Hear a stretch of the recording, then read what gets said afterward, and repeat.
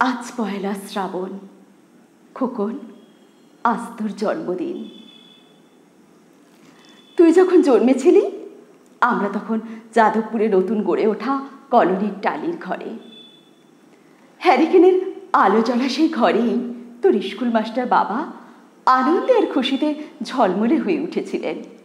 তুই আসার পর তোর নাম লিখেছিলেন সুকল্যাণ।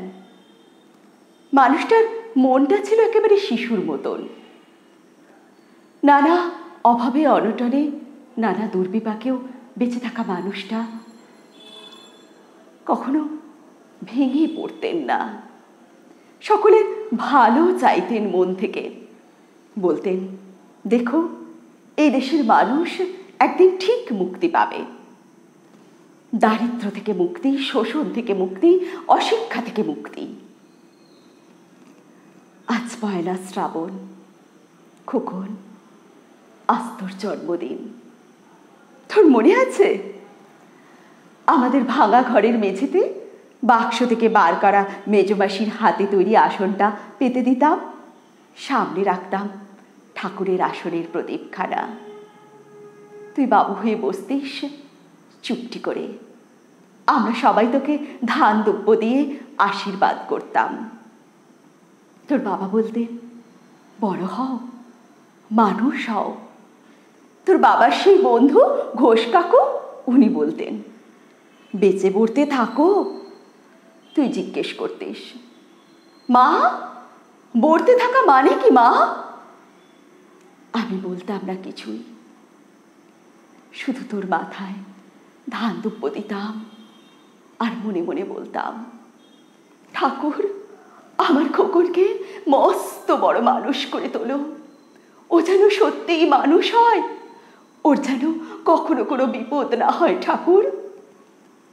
কষ্টের সংসারে ওই একটা দিন একটু বাড়তি পয়সায় দুধ নিতাম, তোকে পায়েস রান্না করে দিতাম। তুই পায়েস খেতে বড় ভালোবাসতিস। তোর বাবা বাস স্ট্যান্ডে সেই দোকান থেকে তোর প্রিয় মিষ্টি ছানার গজা নিয়ে আসতেন। সামান্য স্কুল মাস্টারিতে কি বা হয়? ঘরে বসে ছাত্র পড়িয়ে আসতো কিছু, কিন্তু দাও দাও অভাবের আগুনে সেই রসদ পড়তে সময় লাগতো না। আমি তোর বাবার জামা সেলাই করতাম আর বলতাম, সামনের মাসে দুটো জামা বানিয়ে নিও। উনি বলতেন, সামনে খোকনের উঁচু ক্লাস, কত বইপত্তর কিনতে হবে। ভাবছি সামনের মাস থেকে বাড়তি আছে দুধ নেব। দুধে শক্তি বাড়ে, বুদ্ধি বাড়ে। শক্তি আর বুদ্ধি না হলে তোমার খোকন মস্ত বড় মানুষ হবে কি করে? ভাবছি আরো দুটো টিউশনি নেব। ছাত্র পড়িয়ে পড়িয়ে দিনের শেষে মানুষটা একেবারে ক্লান্ত হয়ে যেতেন।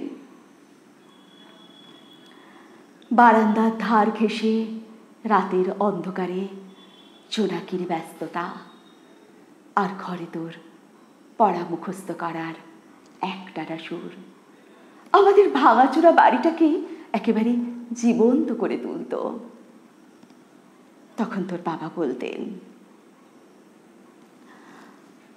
খাওয়া দাওয়া একটু করো, তোমার চেহারাটা তো দেখছি দিন দিন ভেঙে পড়ছে। শাড়িটাও তো দেখছি বেশ ছিঁড়েছে, কালই একটা শাড়ি নিয়ে আসবো, ধারেই আনবো। আমি বলতাম, তোর সামনে খোকনের উঁচু ক্লাস, কত বইপত্তর কিনতে হবে, কত খরচ। উনি একটা দীর্ঘশ্বাস ফেলে চুপ করে যেতেন।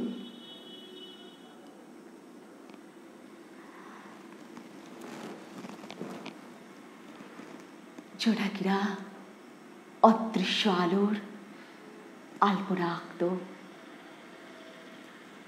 আগাছার ঝোপে, আর আবহ সঙ্গীতের মতো তুই পড়া মুখস্থ করতিস। ইতিহাস, ভূগোল, গ্রামার, ঈশ্বর আমাদের নিরাশ করেননি। তুই কত বড় হলি, সব পরীক্ষায় তোর কত ভালো ফল হলো। তোর বাবা বললেন, আরো বড়, উচ্চ শিক্ষায় উচ্চ সম্মান অর্জনের একমাত্র পথ। তুই আরো পড়লি, কত বড় চাকরি হলো তোর। তোর মনে আছে খোকন, প্রথম মাসের মাইনে পেয়ে তুই আমাদের জন্য কত কি কিনে এনেছিলি। আমরা তো তখন উঠে এসেছি শ্যামবাজারে বেশ সাজানো গোছানো 2 কামরার তোর ফ্ল্যাটে। তোর অফিস থেকেই তো দিয়েছিল। সেই বাড়িতেই আশ্বিনের এক ছোড়ো বিকেলে তোর বাবা যেদিন চলে গেলে, তুই তোর বাবার বুকের ওপর পড়ে আপোষ নয়নে কাঁদছিলি। আর সত্য স্বামীহারা আমি তখন তোর মুখের দিকে তাকিয়ে আরো ভেঙে পড়েছিলাম। সেই ছোটবেলার মতন তোকে বুকে টেনে নিয়েছিলাম, বলেছিলাম, কাঁদিস না খোকন, আমি তো আছি। আজ 1 শ্রাবণ। আজ আমি কলকাতা থেকে অনেক দূরে মফস্বলে একটা বৃদ্ধাশ্রমে আমি আজ একেবারে একলা খোকন। তোকে বড্ড দেখতে ইচ্ছে করছে রে, তোকে, বৌমাকে আর ছোট্ট বেলটুকে। তুই এখন কত দূরে সল্টলেকের সেই মার্বেল বসানো ঝকঝকে ফ্ল্যাটে। আজ তোর জন্মদিনে খুব বড় পার্টি হচ্ছে, তাই না রে খোকন? কত হইচই, লোকজন, খাওয়া দাওয়া, খুব ভালো, খুব ভালো।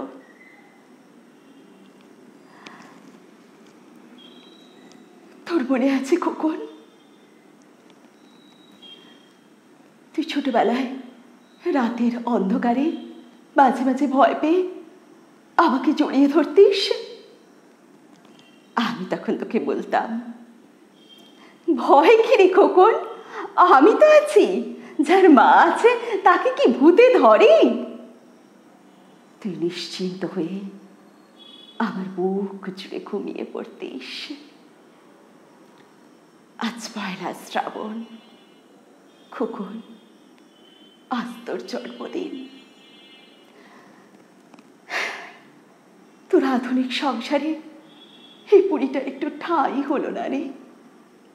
প্রতিমাও তো মা, তারও তো আছে আমারই খোকনের মতো কোল আলো করা এক চাঁদের টুকরো। কিন্তু সময়ের কি আশ্চর্য পরিবর্তন। তুই এখন আর বুঝে পায়েস খাস না, তাই না রে খোকন? তুই জানিস না খোকন, আমি আজ সকালে তোর জন্য পায়েস রান্না করেছি। হ্যাঁ, তোরই পাঠানো টাকায়। সকাল থেকে সেই পায়েসের বাটি সামনে নিয়ে বসে আছি। আমার এই বৃদ্ধাশ্রমে, আমার একলা ঘরে আর কেউ নেই। তুই একবার আসবি খোকন, শুধু একটিবার।